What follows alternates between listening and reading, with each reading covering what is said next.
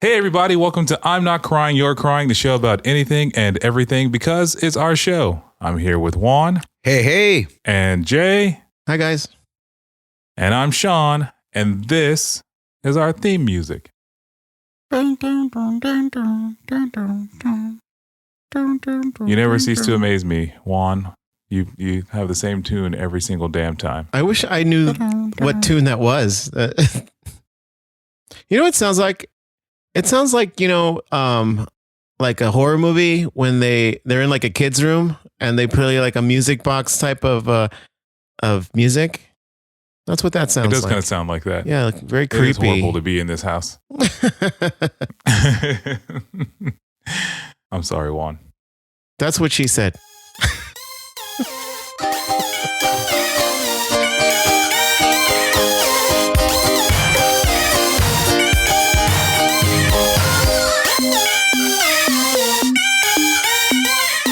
Hey everybody, welcome back to I'm Not Crying, You're Crying, Season 3, Episode 4. This is Episode 4, right? Because I didn't get it right last time. I don't know. I've kind of lost track. In fact, I was driving today and I'm like, shit, we're in Season 3.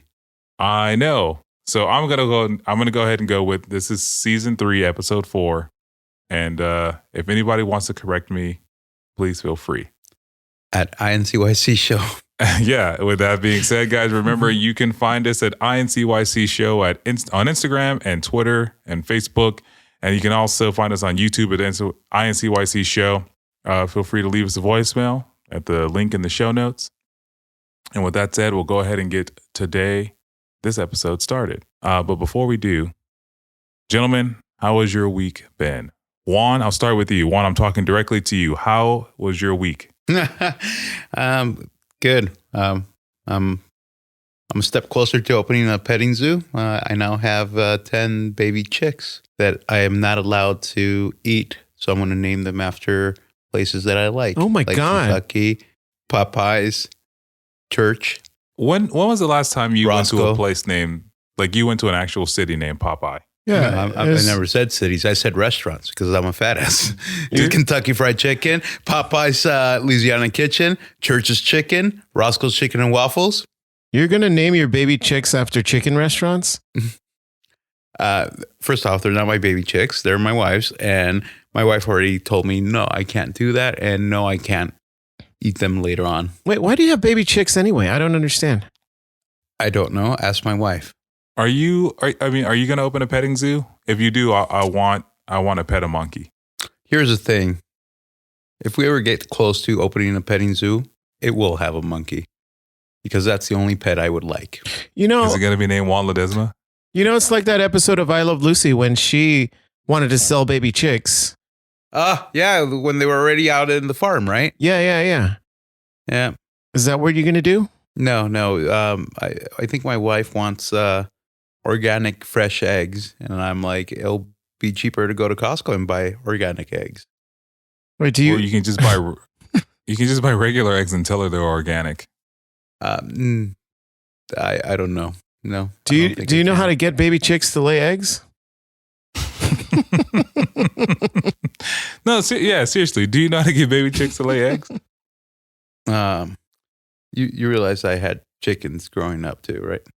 What? I'm sorry. I don't conform to any stereotypes, so Yeah. Jay, you've been to the place where I grew up in Highland Park. We Well, had chickens and goats, and then in Mexico. I also forgot about your infamous chicken ring that your dad had broken that up. was the bunny racket. the bunny racket. The bunny racket I had. Yeah, you ever watch two bunnies fight? It's fucking dope. Yeah, so we have baby chicks, man. Well, congratulations. When you open the petting zoo, I would like a heavily discounted ticket. Heavily. Oh no, it's free for the help, man, because you're gonna help me move the chicken coop to the back. I don't think you can call me the help anymore. I don't think that's what we call it. The laborer. Jesus, man. Okay. Oh, anyway, so Jay, how was your week? I also have baby ducklings. Wow. No, you don't. I don't. Oh, That's okay. ridiculous. The whole baby chick thing is ridiculous. I don't understand that either. No, here's the thing. If we had enough space, which we do, Oh, look at this to guy. have a body of water we would have gotten baby ducks too. So if you had enough money for a personal lake, you would have gotten baby ducklings? No, the only reason we didn't do it is because we have the 2 Doberman. So we are afraid that they would get in the area of the ducks and try to Make duck dogs? eat them. Aren't you or afraid kill that them. they're going to do that with the baby chicks? No, because the baby chicks are going to be in a chicken coop. Right now they're in the conservatory and under a heat lamp, eating, enjoying, chirping away. Once they get their feathers, they're going to the chicken coop that I've built. You built a chicken coop? It's halfway done because it's a lot bigger and heavier than I thought. And I still need to move it to the side yard of the house where we have it fenced off. So we're going to put it back there. Yeah. So yeah, we have a chicken coop. So these chickens are just going to be in your home laying eggs for the rest of their lives? Yes. And you're putting them in a cage? No, I'm hoping that at some point we're able to have him roam free in the Neighborhood? side yard or in the backyard. No, that's the problem. Chickens do jump or flap pretty high. Yes, they're flightless birds, but they do jump pretty high. Because I remember when I was growing up in Pacoima, or living in Pacoima for 3-4 years, there was chickens always walking the streets. I don't know if you remember that when you were my roommate. Oh yeah, I remember random chickens walking and like trying to solicit their. So right now they are caged animals. Yes, yes. And you're going to make them free-ranged animals and eat their eggs? You're a monster. I personally will not eat their eggs. You know what's really hard, and I left this to my wife to decide how she wants to do it. But my oldest daughter was like, every time I think I told Sean that we have chicks because we want organic eggs so we could eat. My daughter starts yelling, "You can't eat the eggs. They're going to grow up to be baby chicks." And I'm like, no, they're not, baby. He's like, "Yeah, we learned it in science class." And I just turned to my wife. I'm like, "You need to explain it to her why they're not going to grow up and be chickens." Because you ate them. No, that's not. Wait, what not how it is the works. difference between organic eggs and regular eggs? The organic eggs come from chickens that are hormone free and fed with natural foods. Whereas the regular eggs that you may buy in the supermarket, those chickens have hormones that allegedly are transferred onto the eggs. Like what kinds of hormones? Like I don't know. I'm testosterone not and Maybe. I don't know, man. I don't know. What about ligma? Is that a hormone? Yes. That is one of the So- main hormones they get. I mean, I don't think my week was anywhere near as interesting as either one of your weeks. So I'm gonna go. I did absolutely nothing except work this week. Jay hasn't finished telling us because I that's actually right. thought he had baby ducklings. You are the great interrupter, but Jay, nothing interesting happened. I did get flipped off while I was driving, which that hasn't happened to me in a long time, and I didn't know how to react. So I just kind of smiled and waved back. It's like, oh, is he saying hi with one finger? Oh my God, there's still assholes out there. They still exist. Oh man, well shit, man. Yeah, like I said, my week wasn't very eventful at all. However, what we did get this week, we got the results for the "I'm Not Crying, You're Crying" Crybaby Gauntlet. Please give me a third win, motherfucker. You know, Juan, you didn't win this round. You did not. However, you did come in second. There are no points for second. There's no medals for second place in this game. But I'm still up. Yeah, you're up by 1 point. Yeah. This week, I did win. That's but because you rigged it, motherfucker. I didn't rig it. I promise you I did not. With that being said, so thank you for there's a total of 7 votes this week. So thank you for all 6 other people who voted for Captain America Civil War and the 2 people who voted for Thor Ragnarok. Jay, no one agreed with you that Avengers Endgame should go. So I'm sorry. That's fine. I still don't care about this competition. Fuck you. Just because I'm winning. Well, I mean, yeah, I think the fact that Juan's winning makes it relatively invalid. But anyway, there'll be another one at the end of this episode. But to continue our conversation about organic food and carrying in hormones, I want to talk a little bit about weight loss and crash dieting and all that fun stuff that comes along with it, and maybe even some of our fattest moments in our life. So, oh man. So Juan, you sound like you wanted to start us off. I mean, so with that said, Juan, have you ever tried crash dieting or any of the fad diets? I'm sure I did at some point. I'm sure I did. I'm not 100% sure, to be honest. Here's the thing. I did a lot to try to weight loss. And I think you've been part of some of that. Dieting, like watching what I eat, cutting sodas. Watching it go into your mouth, or just like... No, I as you know, this whole weight loss thing, subject is very near and dear to my heart. It's a journey that I think I've struggled with all my life. And I'm going to be honest with you, is even though I have lost weight, I still see myself as and pardon my French, a fat fuck. And when I was a fat fuck, a true one, I was a happy fat fuck. I didn't see myself as an issue. But now that I see pictures of now versus before, I see a difference, and it kind of bums me out. And now I'm like suffering from body dysmorphia that I'll figure out how to get over it. But I did do some dieting. Like, I think you were there when I was writing down what I would eat, the quantities I would eat, watch calories. I think I did the carb diet for a couple days and then got tired of that shit. That's the Atkins diet, right? Yeah. The one that you could only eat meats and no breads. And then I was heartbroken when I discovered that fucking tortillas are bread. And I'm like, the fuck they are. Tortillas are bread. They're a form of bread. Yeah. I didn't realize that. How about oh, sorry, I didn't mean to cut you off, Juan. Go ahead. So I think I did that.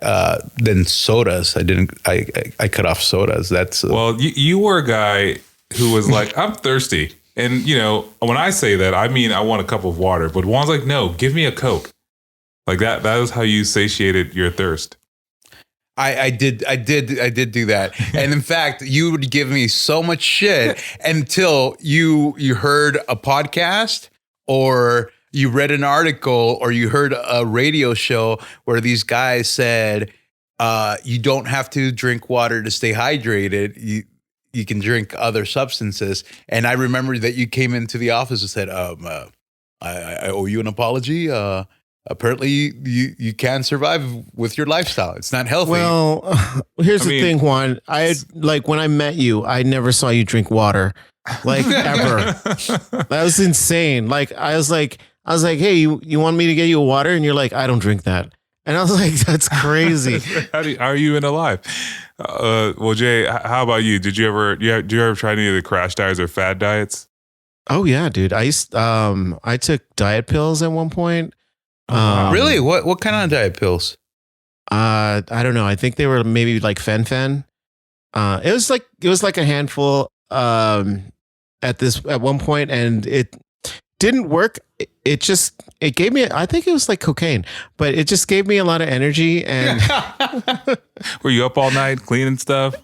I had a lot of energy and my mouth was dry, and I was just like, I'm not hungry right now, but it was like, because it just fuels you with all this energy, and you don't want to eat, but then you come down from it, and then you get hungry. You get really hungry, and then you start binging, and it's not great. The diet pills don't work. Were you like, was it Jessie Spano that had the diet? No, she was caffeine pills, caffeine right? pills. Yeah, she took caffeine pills. Was it Lisa Turtle that did the diet pills? I don't know. No one on Saved by the Bell ever did anything other than those that was their drug episode, that caffeine pill episode. Yeah. And they were super skinny anyway. Why would they do diet pills? Yeah, well, that's not true. They had 2 drug episodes. I apologize. I'm going to go on a tangent. They had another one with this other celebrity who was smoking. He was smoking pot. He was a singer, and they thought he was really cool until they discovered he was smoking pot. Sorry. Did you not see the Dare T-shirts all over in the 90s? He didn't know why they didn't think he was cool anymore. He was very confused. He's like, and he said, and I quote, "I shouldn't have let these kids into here," but he's like a year older than them. But as far as like diet fads, I mean, I don't know. Like, I've tried the caveman diet. It's just the Atkins diet. Yeah. I thought the caveman diet was the paleo diet where you have to eat like raw nuts and shit like that. Yeah, the raw nuts, huh? I'm sure Juan tried the caveman diet plenty. It's hard to live on raw nuts. Yeah. But that is the paleo diet. But it's more about like what your ancestral man could make, you know. So it's not that he could have cooked meat because he had fire, but he's not going to have like, you know, barbecue sauce or whatever that he didn't make from natural ingredients. Anyway, I myself, I don't think I've ever tried any of the fad diets or or anything like that. But I am a crash dieter, and Juan knows this. You go into extreme modes, man. Like I said, I said, and I quote, "I am a crash dieter." So what will happen is like I'll go, I need to lose X amount of pounds, and then I will create this super calorie restrictive diet that I'll follow, where it's like, I kid you not, 1 slice of bread in the morning and, egg whites. And then it's like a can of tuna for lunch with another slice of bread. And then, you know, a handful of rice and another protein with some vegetables for dinner. And then that's it. And everything else is water or fruit. And that's like, and I'm like counting it out. So it's only 800 calories.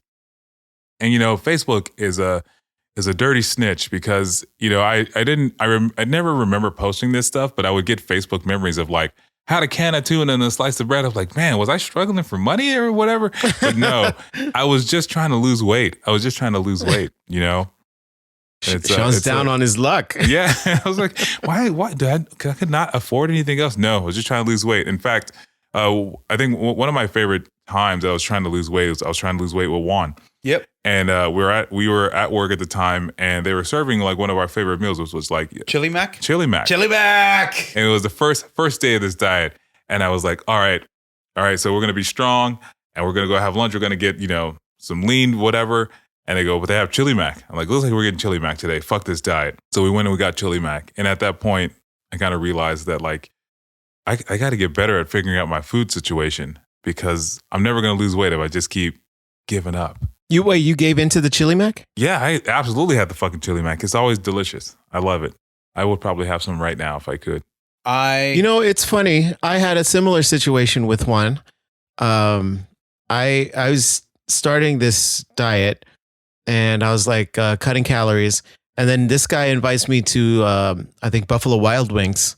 It was him and his girlfriend at the time. And he goes, hey, let's hang out at Buffalo Wild Wings. And I was like, sure. And I told myself I'm not going to eat anything. And I said if I don't eat anything at Buffalo Wild Wings, then this diet will probably be successar you know. Until the devil on your shoulder talk. No, but this dude was like, "You sure now you're not gonna have any chicken wings?" And I'm like, "No, I can't. I just want to hang out with you." And you're like, come on, you know, like yeah. He's that guy. He's just being a jerk and peer pressuring people. But you know what? That is very true, Juan. That is very true. You do that. You do that.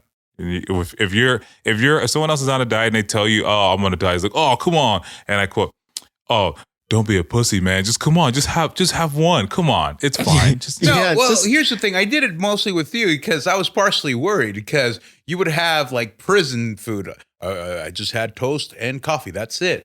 Or I would have a sandwich, but just mustard. And I adopted some of the stuff, but you would go like full ham to the point that how many times have you passed out because of your dieting, man? None. Really? Zero amount of times. Curacao, did you pass out because you saw the bill and you're like, ay, madre de Dios, bam, there goes Catley. To be fair, I hadn't eaten yet that day. So, yeah. Okay, DMV. I mean, I also... no, here's the thing.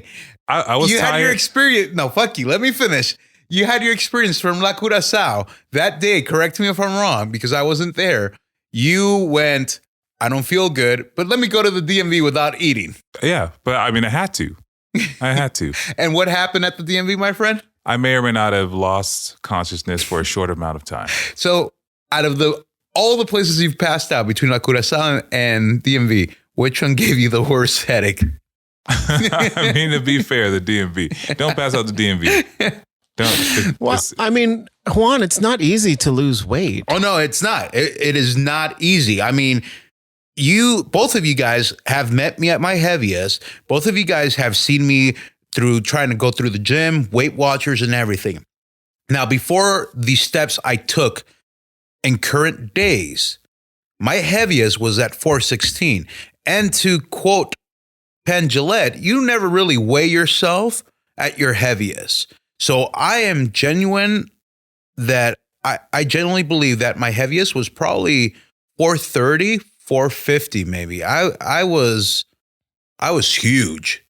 And the funny thing is, in my old job, somebody had made a bet and we did a weigh-in and everything. And Sean has footage of me actually getting depressed because I weighed 416 pounds.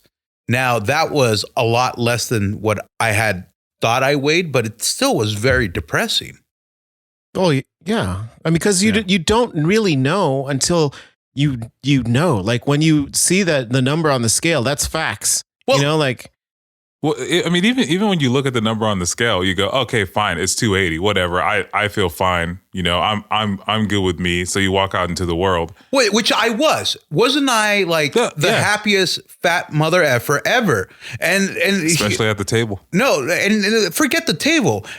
Like today, I sat down and I was talking to somebody on the phone, and they see me on camera, and then they go, "Wait, you lost all this weight, and you're still sitting down like you're tired." And I'm like, once a fat ass, always a fat ass. I still have that mentality. Like I had to sit down because I was fatigued, but I wasn't. But going back to the original thing, like I was happy being a fat guy. Like I always thought I had like this high self-esteem and this giant ego, and I probably still do, but I'm beginning to wonder how much of it was to hide the fact that I was really like depressed or worried about shit. Like, I don't know, like that when I started that journey, I think it was 8 years ago, it was depressing that we went to the nurse's office and I couldn't weigh myself on a regular people scale. We had to go to a food warehouse in the freezer area to get weighed. Remember that? I do. Yeah, I do. Yeah, you know, a lot of weight gain is due to depression.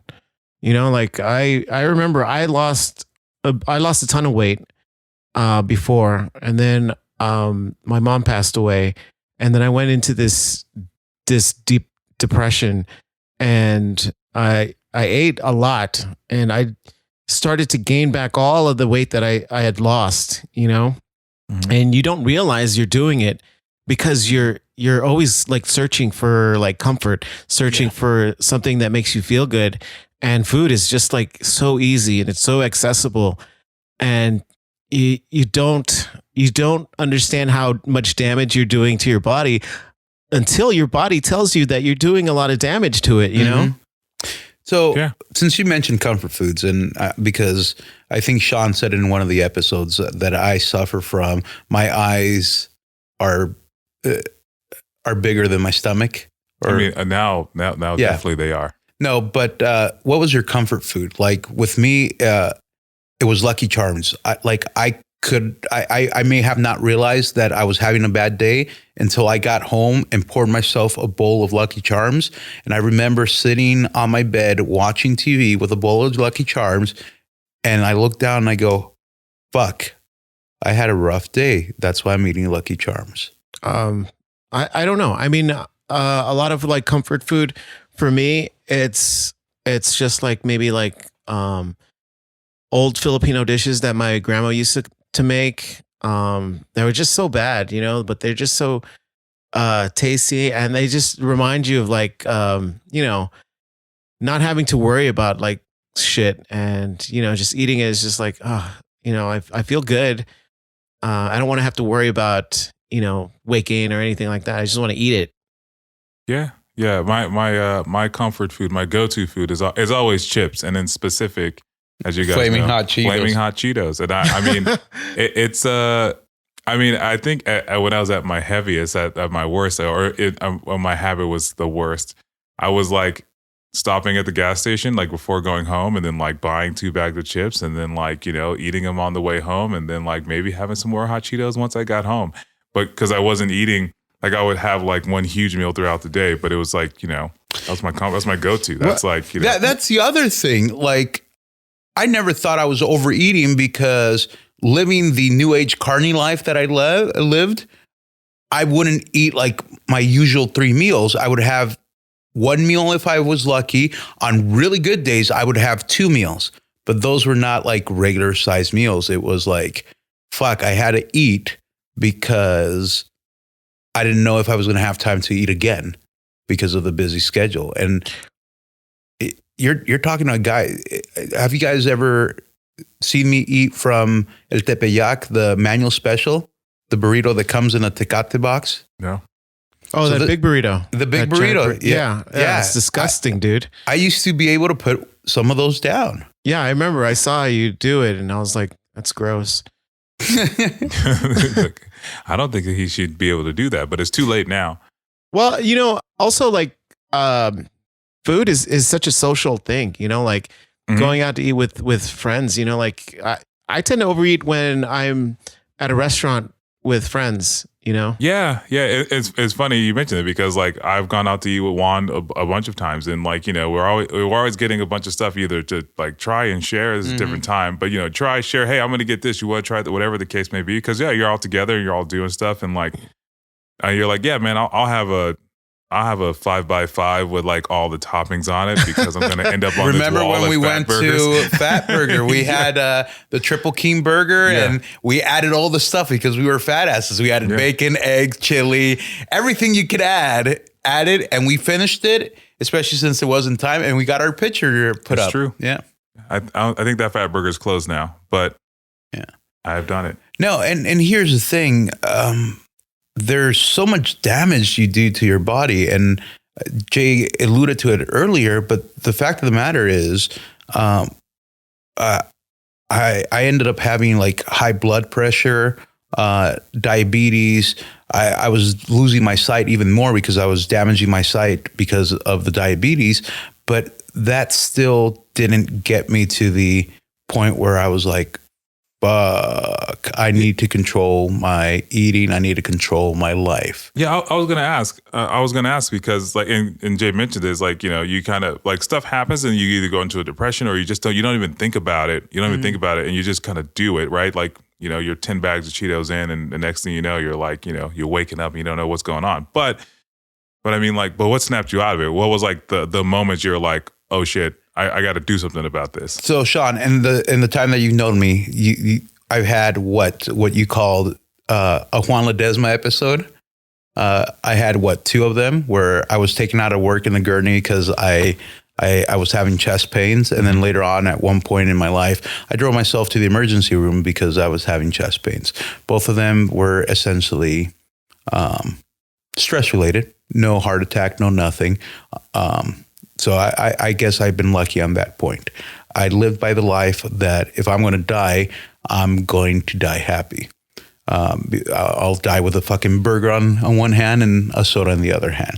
And Damn. Yeah, no, come on. You guys have known me for how long? And I've always said that I was happy, and I was happy doing that. In fact, there was somebody that I used to work with that never thought I would live past 40.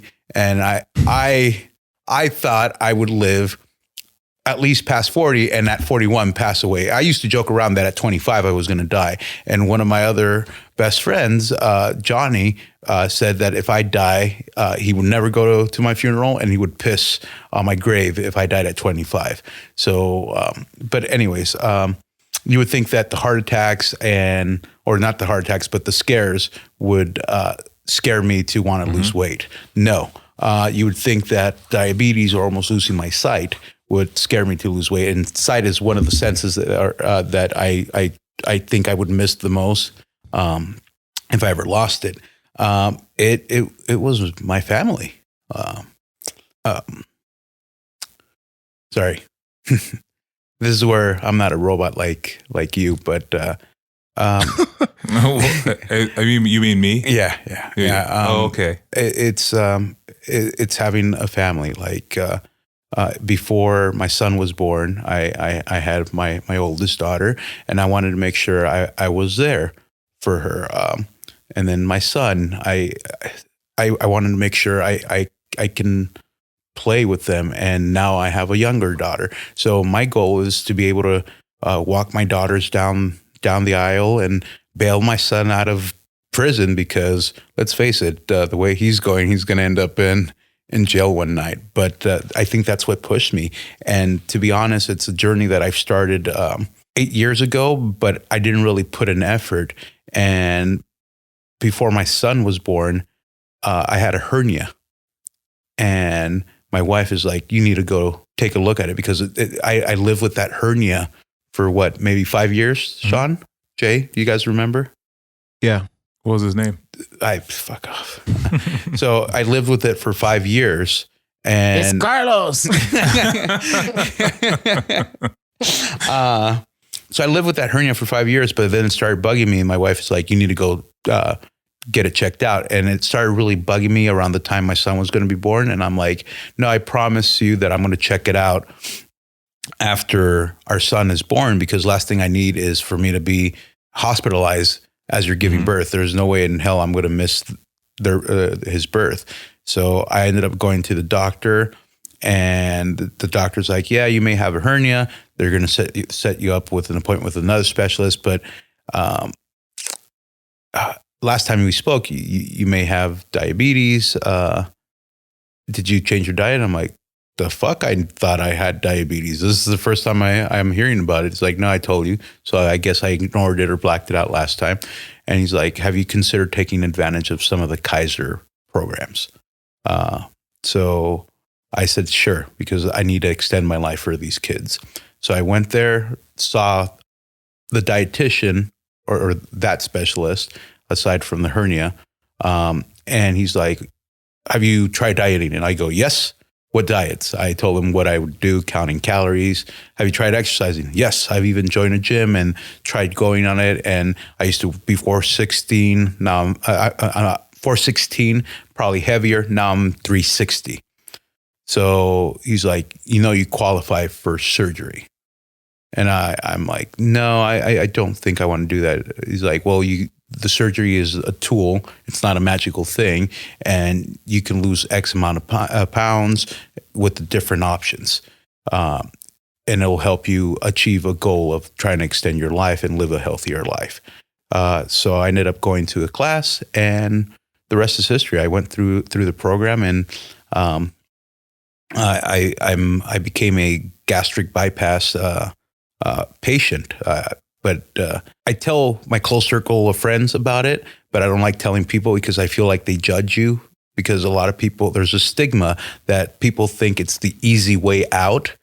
And all I have to say is fuck you in the neck, because it's not truly the easy way. That's a very strange place to fuck somebody, but okay. No, because it's not truly an easy way out. It is a very a psychological journey.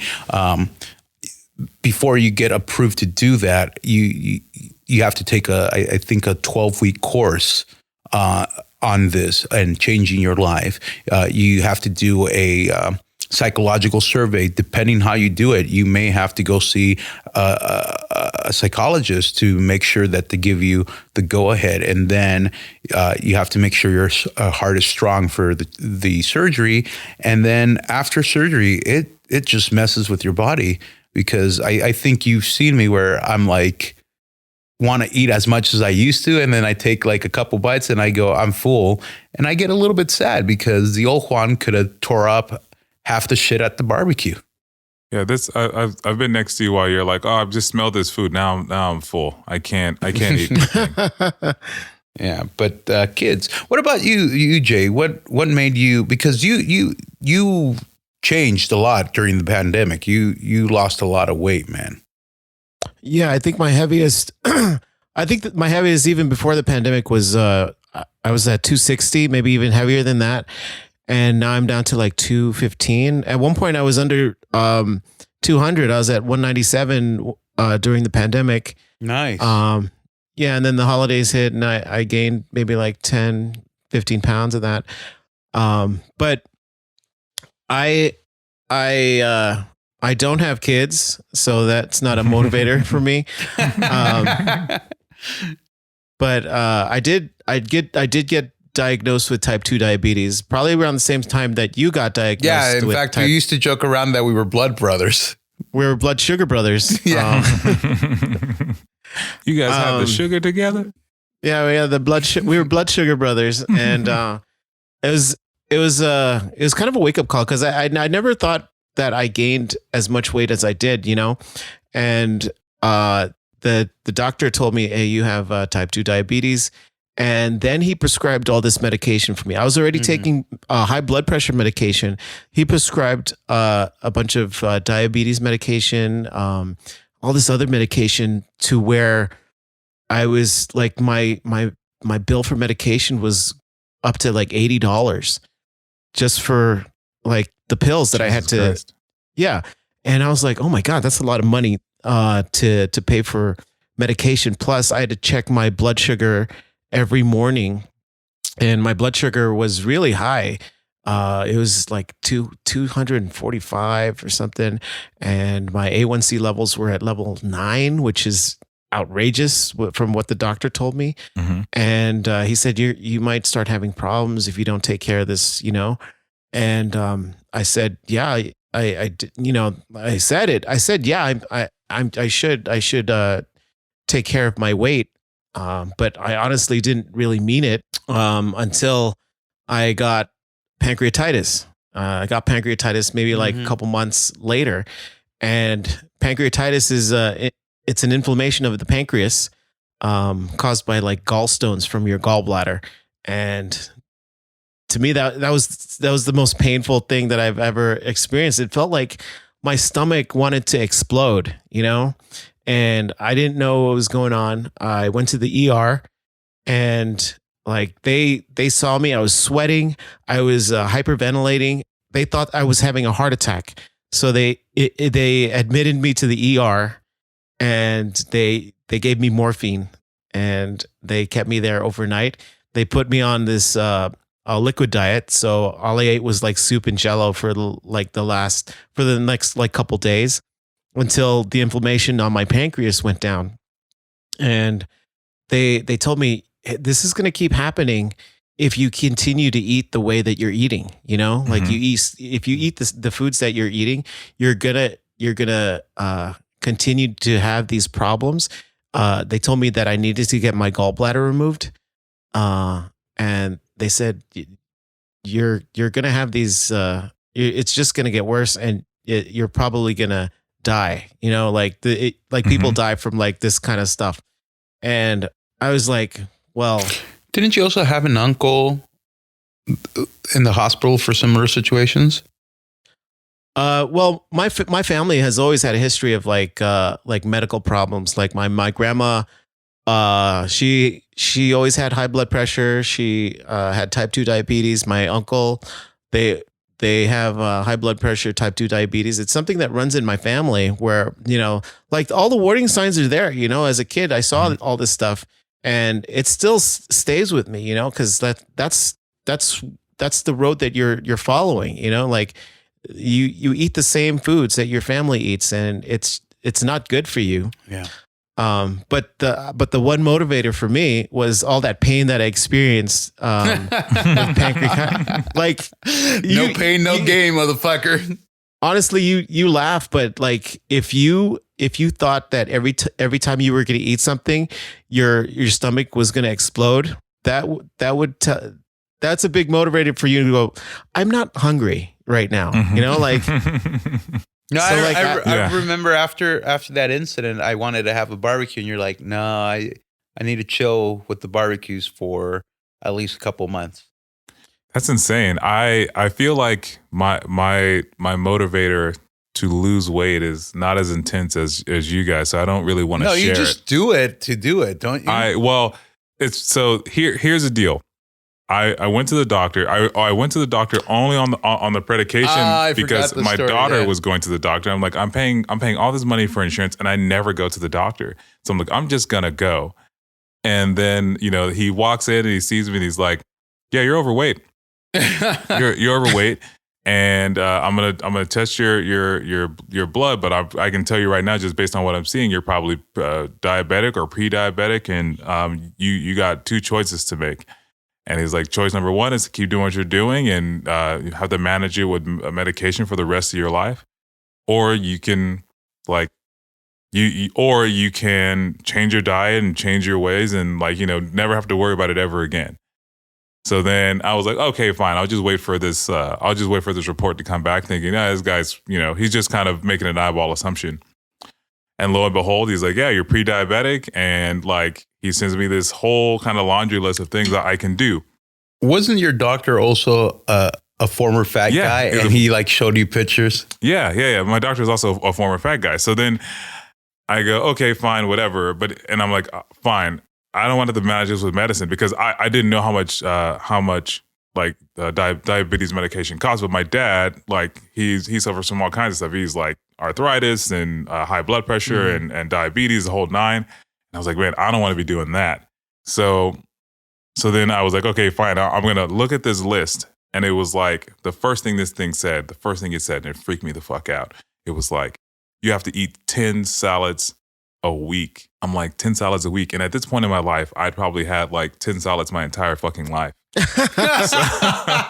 On purpose, and so I was just like, I don't know how I'm going to do this, but I don't want to deal with diabetes. I don't want to have to poke my finger. I don't want to do any of this stuff.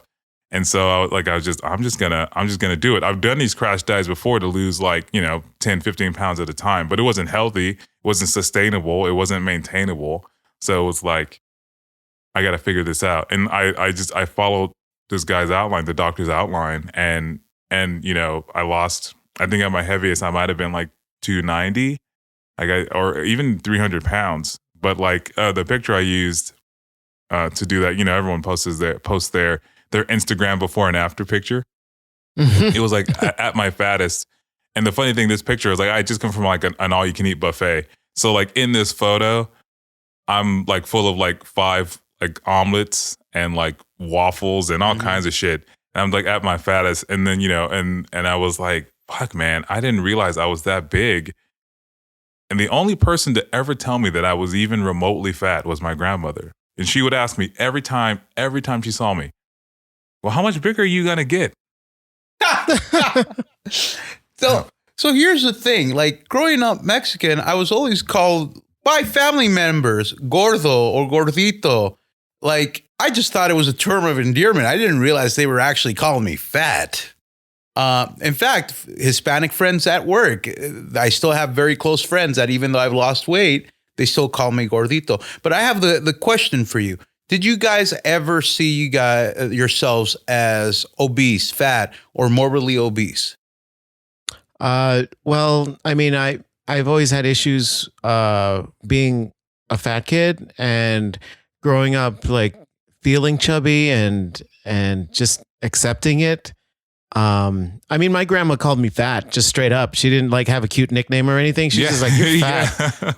Yeah. Yeah, I think I grew up so like I was a little short round kid when I was growing up, and then I just kind of stretched out to like be 6 feet, and I became slender at that point. Like I was a kid that wore husky pants, you know, like like you know, like they don't make husky anymore. I think they're just called like loose fit or relaxed fit or whatever. But you know, and then I just got taller, and I slendered out, and then like right in my adulthood, I just kind of like got comfortable, and I was able to afford all my favorite comfort food: chips, pizza, hamburgers, hot dogs. I could afford it whenever I wanted it, so I just ate it. See, with me, I think you guys remember I used to joke around that I was morbidly obese, but it was joking around.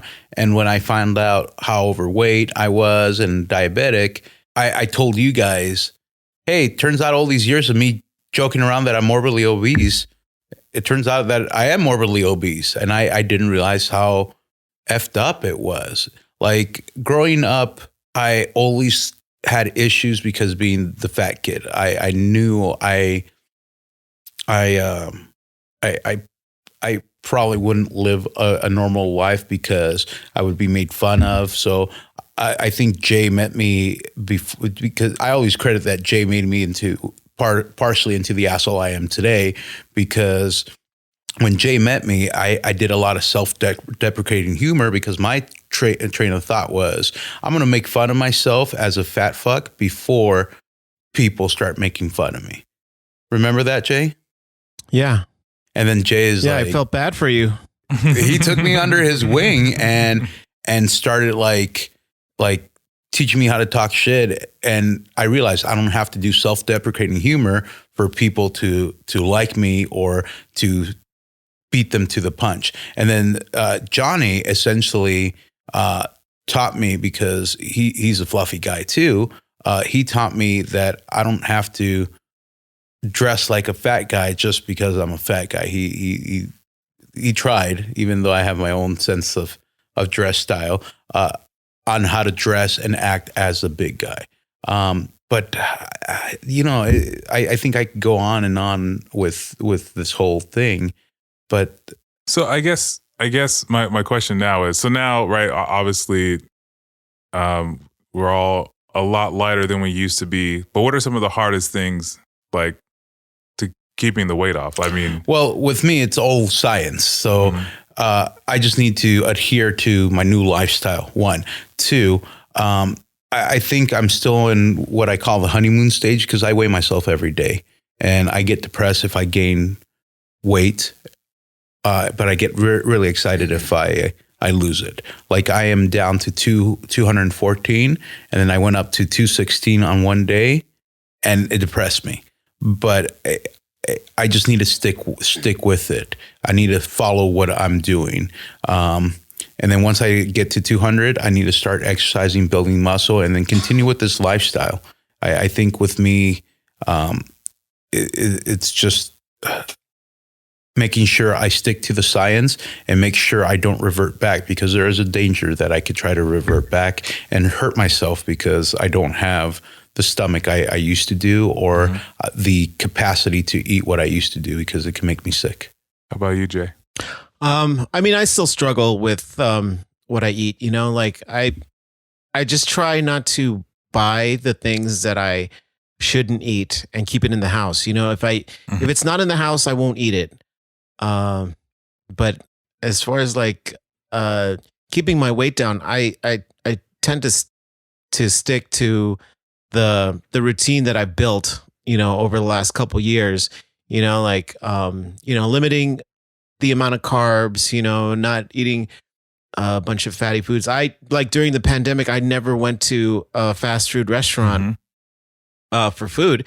1, because I thought everything had COVID in it, so I didn't trust it. That's fair. And That's then, fair. Yeah.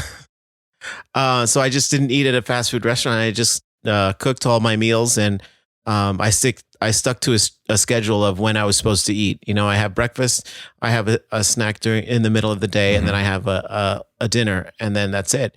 And then I try to stay active as much as possible. You know, during the pandemic, I was trying to exercise as much as possible whenever I could, and just not succumb to just sitting around and watching all kinds of television and just eating the wrong kind of foods, because I just didn't want to have to go through all that pain and have my diabetes spike. Yeah. And Now, you spoke about diabetes and all the medications that you are on. Now that you've controlled your life, what medications do you have left? I'm just still on the high blood pressure medication. Do you think you'll ever be able to get rid of that one? Yeah, I need to lose more weight. That's all it is, because I stopped taking the metformin once my blood sugar was under 100, so I felt like I didn't need to take. It's not even like the doctor told me to stop taking it. I just stopped taking it on my own. I was still checking my blood sugar after that, and it was still under control. So I felt like, well, I don't need to take it anymore. And actually, when I went to get my second COVID dose, they checked me for my A1C levels, and they checked me for my my blood pressure, my blood sugar, and all of that. And they asked me, "Hey, are you still taking your metformin?" And I said, "No, I'm not taking my metformin." And then the nurse was like, "Well, I mean, your blood sugar is pretty much under control, so I think you're kind of off the metformin now, so you don't have to take it anymore." And I was like, "Okay, cool. Congratulations." I wasn't taking it anyway. Yeah, I was paranoid about letting go of some of the drugs because I was on metformin for a year before my surgery. And now I'm metformin free. The doctor's like, you have your shit under control. You can take it and just monitor your blood sugar.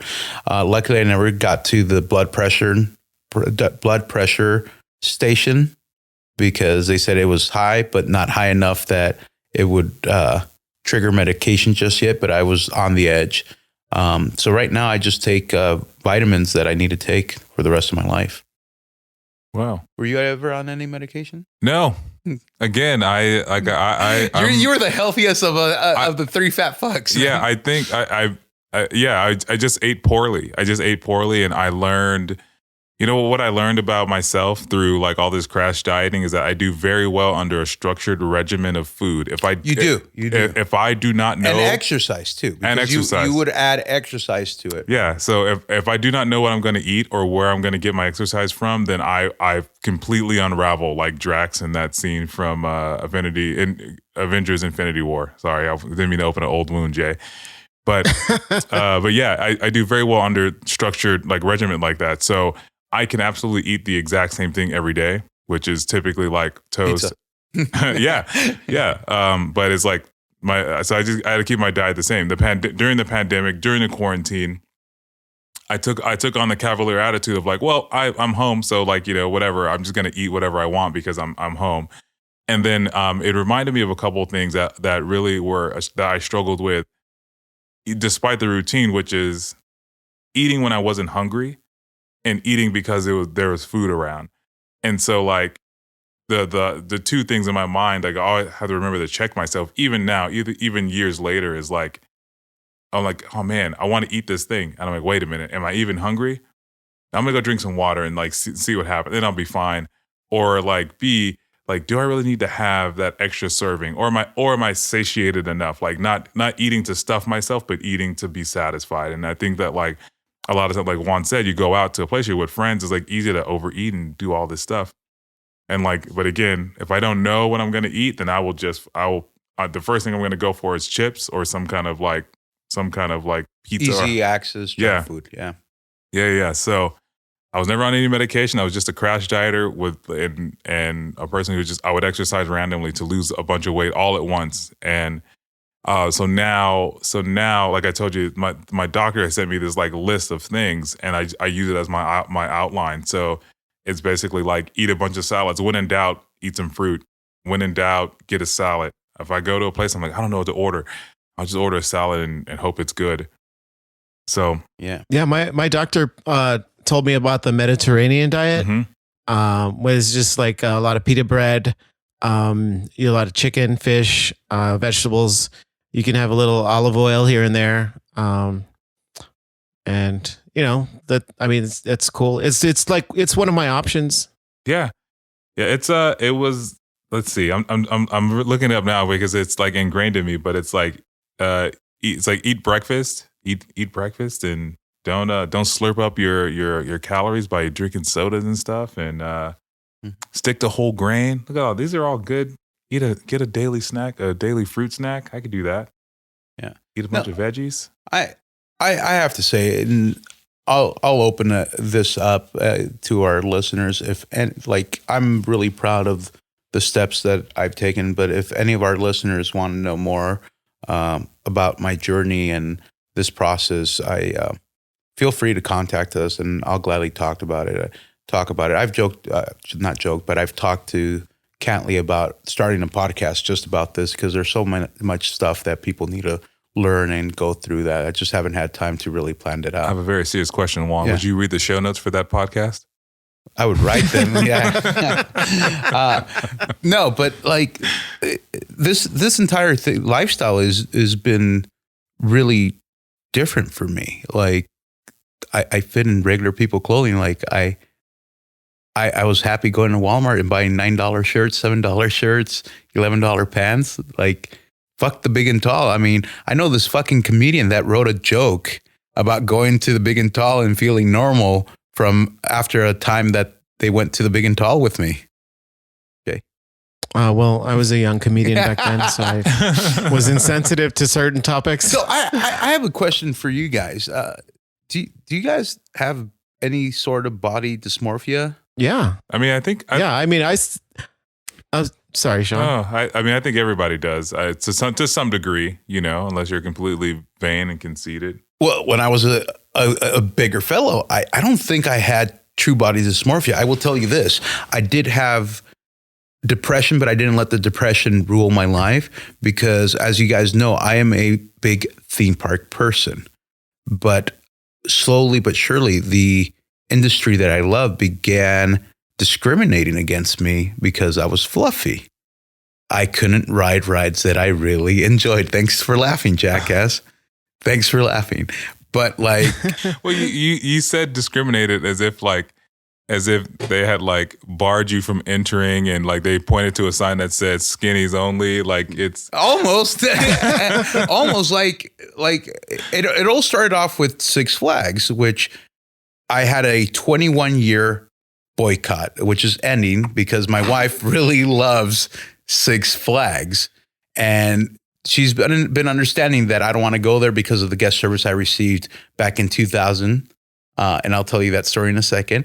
But now that I can ride it, I'm like, fuck my ego. I'll go and spend time with my daughter, my oldest daughter who loves Six Flags, and my wife who loves Six Flags, and do it. And we got an annual pass that we still haven't been able to use. But Six Flags, I hated them because I couldn't go on certain rides. And I went with my then best friend from high school, and I think a girl I was trying to impress. And we went on, I think, Batman, waited in that huge line, got to the Batman ride vehicle, and I couldn't ride it because it wouldn't buckle.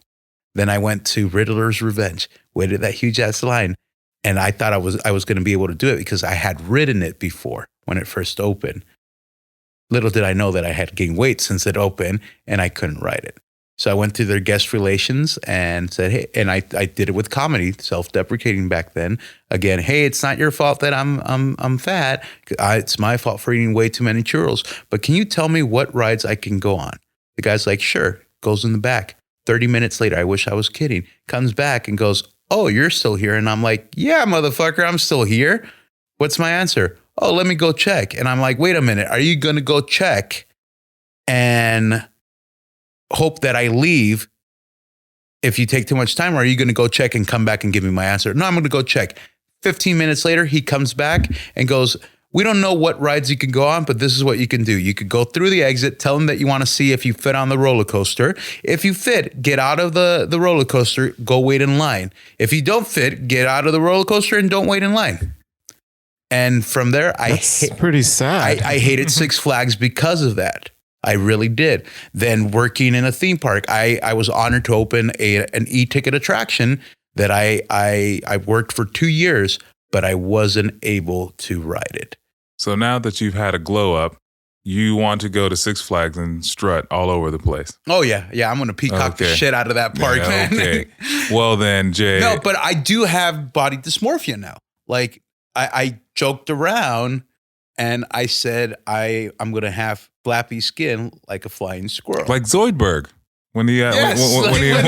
when he molts his shell. Yeah, that's how I feel sometimes. Like you don't have my crude awakening, which made me feel bad. But luckily, I have a wife that loves me for who I am, or else I would really be fucked up in the head. Is I'm sitting there and I lift my arm and I see all the loose skin, and I'm like, oh my God, I made the mistake of doing this in front of a fucking 2-year-old, and my son comes over and lifts up my arm and starts shaking it and starts laughing.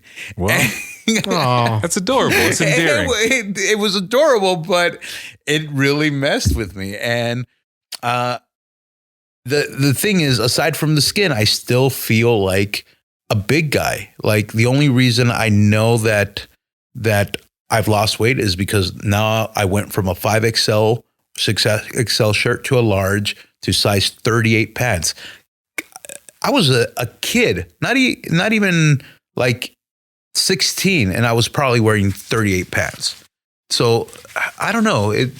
I still see myself as a fat guy. In fact, when I was able to go ride the attraction that I had the privilege of opening, and I still had the fear of trying the test seat and thinking that I won't be able to ride it, that I'm going to get the infamous light that says, you're too fat to ride, even though mentally I knew I was thin enough to ride. Does that make sense? Yes. Yeah, I don't know. That's shit that I'm actually kind of curious if I'll ever get over it or just continue to find a way to live past it, if that makes sense. And kind of curious to see how you guys do it. well, I think that's something that stays with you. It's just a part of you. You know, that's what you had to deal with your entire life. I think it's something where it's going to take like daily affirmation, you know, where you tell yourself, this is who I am now. You know, this is who I am, and I'm not that same person. And then once you start to believe it, then I think things will change. Yeah. Yeah.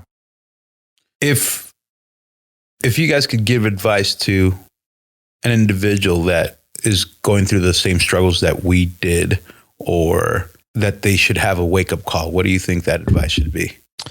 Well, don't be stupid, you know, like your health is important. Like people take it for granted, It's you true.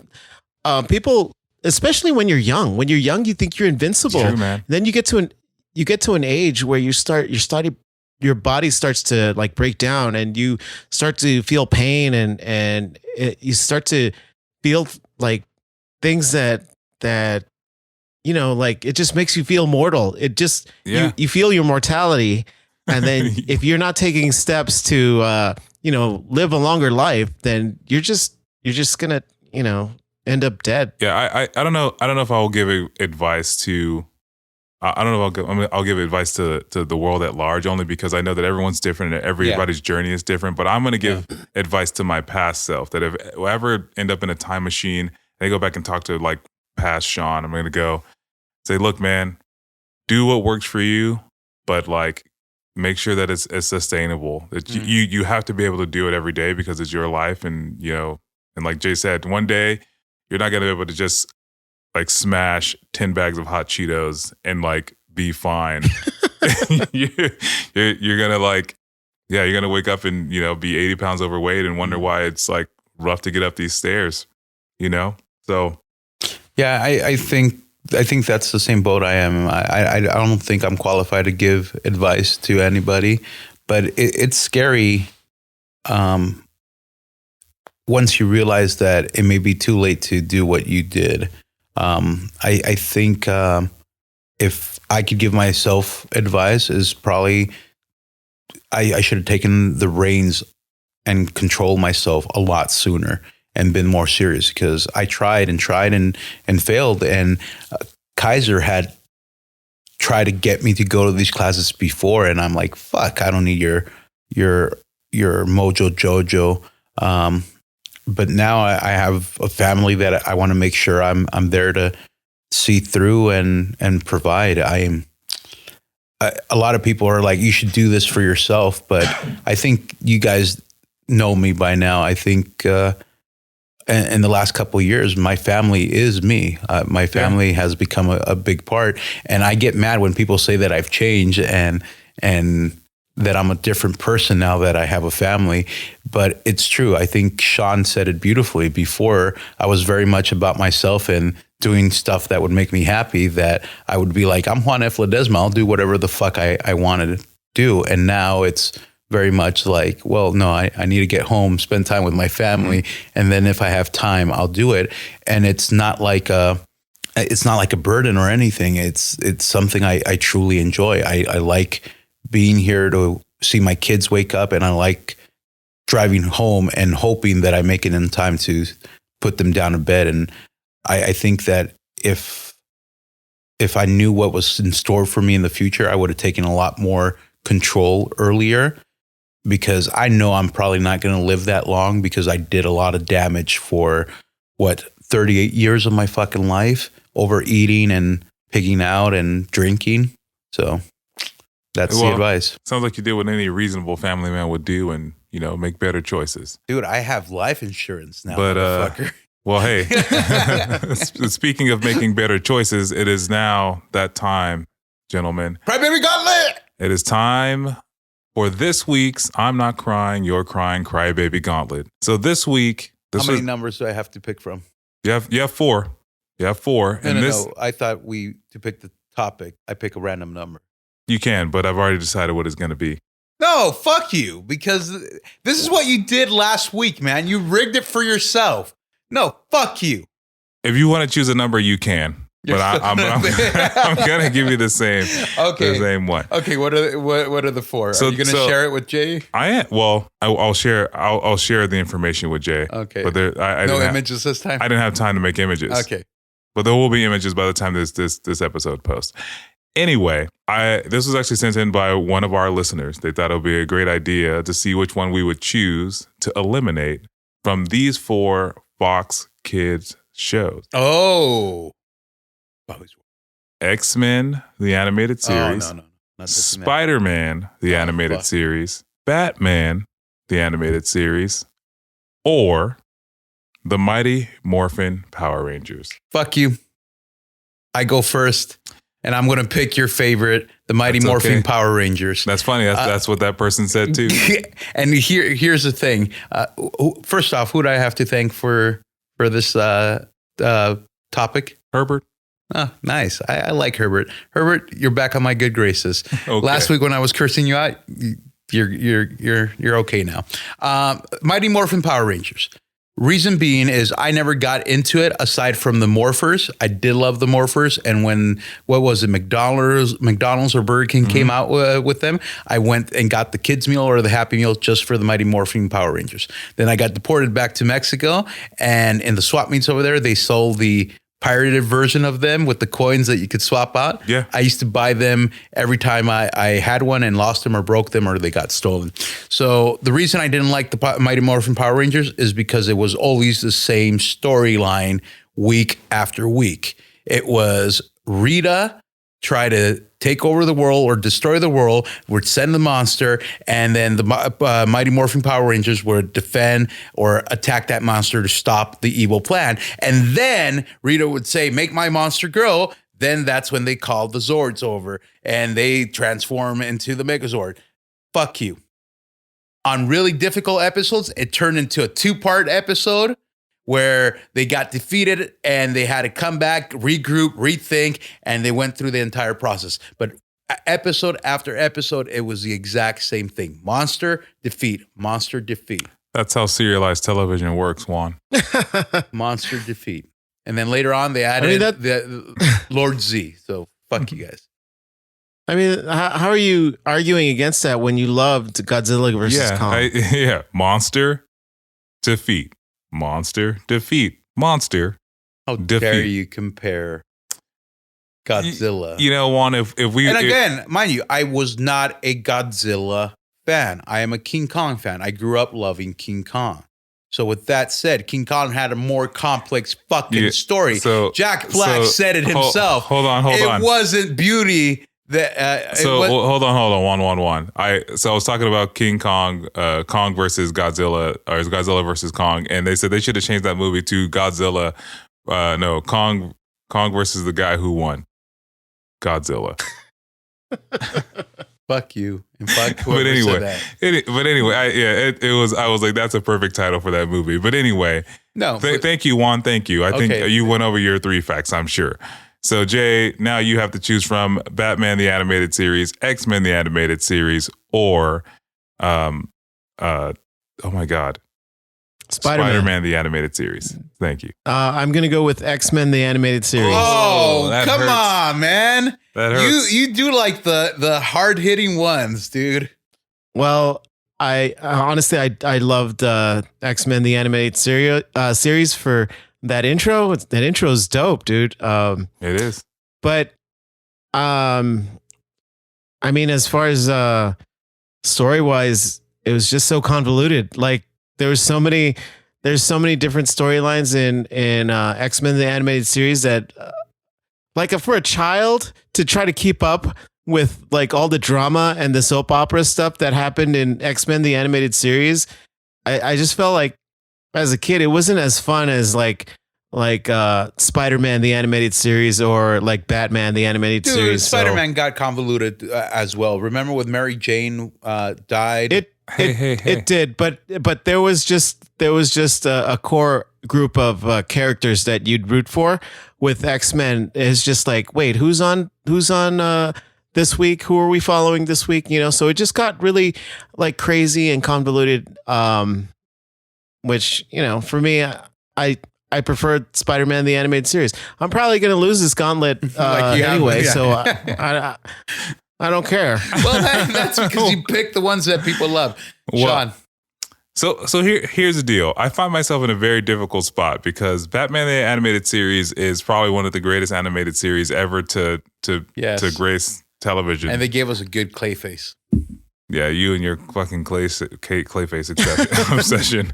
And then Spider-Man the Animated Series is probably one of the greatest Spider-Man series ever to exist. But between the two, if I have to choose, one of them has to go, then I'm going to go ahead and say that it is Spider-Man the Animated Series. Only on, I mean, not just on the predication of Madam Web, because that entire series. I forgot about the Madam Web story arc. Madam Web, that entire story arc made 0 sense. It didn't do anything for the series. B, they had like Morbius. It had Morbius and all these other characters, but like really he didn't do anything of any consequence. They just, put him in like Spider-Man prison, wherever the fuck they were putting those guys. And C, like Jay said, it got very, like you guys say, it got very convoluted. There's all kinds of things happening, and some of the coolest parts only happened around the Venom, the Carnage, and all those songs. And outside of that, it's just like, what the hell is going on? I think Blade was on this thing for a little while. Yeah, I think Blade was on it. Yeah, yeah. So it's like, when I think about Kingpin was badass. So yes, he was. But when I think about Spider-Man the Animated Series, I always think about I never think about any complete storylines. It's just a bunch of like of interspace things, right? Well, but when I think about like Batman the Animated Series, I think about a consistently well-told story that was way more adult than it needed to be for the time. So I choose Spider-Man the Animated Series all day. Yeah. If I got to choose from these 4. Or just those two. Just those two. Yeah. But yeah, so good luck to me. Folks, please side with me and vote against the Mighty Morphin. Oh my God, stop pandering, dude. Yeah. Fuck you. I want to win this gauntlet. Hey, I'm gonna save that audio clip. I want to win this gauntlet because the trophy's ready. No. The trophy is ready. No, I'm not gonna fall for this shit. Fuck okay. you. Just all right. I'm done with you. Okay. Well, I'm glad you're done, Juan. So, guys, I mean, share with us your weight loss journey, your weight loss story, or just your struggles in weight loss. Like Juan said, I mean, you're more than open to talk about his experience. So please, you can find us on Facebook, Instagram, Twitter, and YouTube. And as always, there's a link in the show notes where you can leave us a voicemail. Juan, take it away. Again, folks, we have merch. We still have that one shirt sitting collecting dust. Buy them. We need to find a way to pay for this podcast. Buy that shirt. No, but follow us at INCYCSHOW @gmail.com. Leave us a voicemail. Guys, stay healthy. Everybody's journey is different. Don't hesitate to reach out to either Jay, Sean, or I, and we'll be more than happy to tell you guys more about our stories. Thank you for listening. Don't forget to like, subscribe, tell friends. We need people. Jeez, Juan, stop begging now. Please like us. Please like us. Stop pandering. Please. Stop pandering and stop begging. Yeah.